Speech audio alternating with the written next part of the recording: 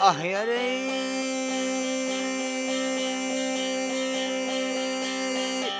haber bergiley Kazım hocam.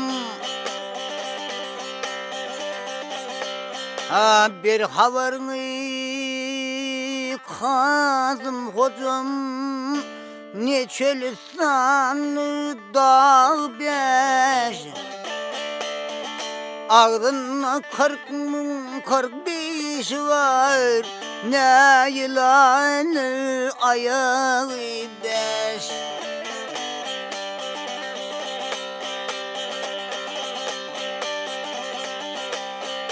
Sinamda aşkın dağı var, dilsiz ağısı yağı var. 360 ayağı var, her ayağının var mı beş?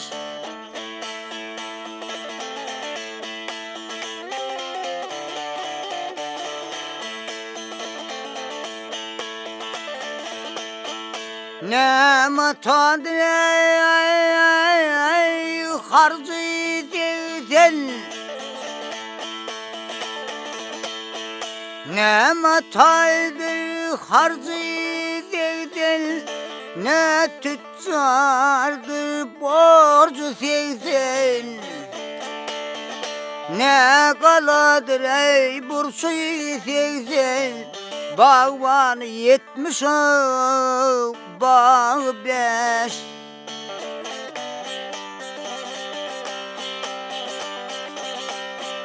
Karanlık dünyada elim,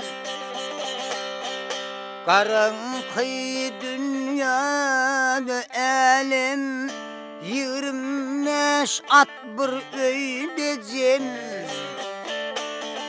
her ata 25 adam, her kaysının yarağı 5.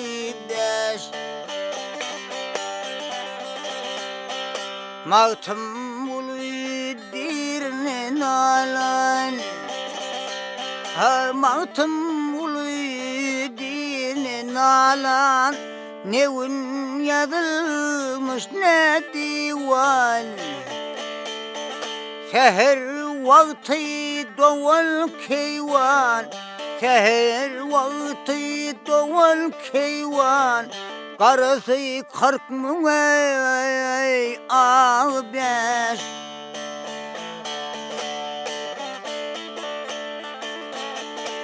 O seher vakti doğal keyvan, seher vakti doğal keyvan, karısı 40.000 ağ 5.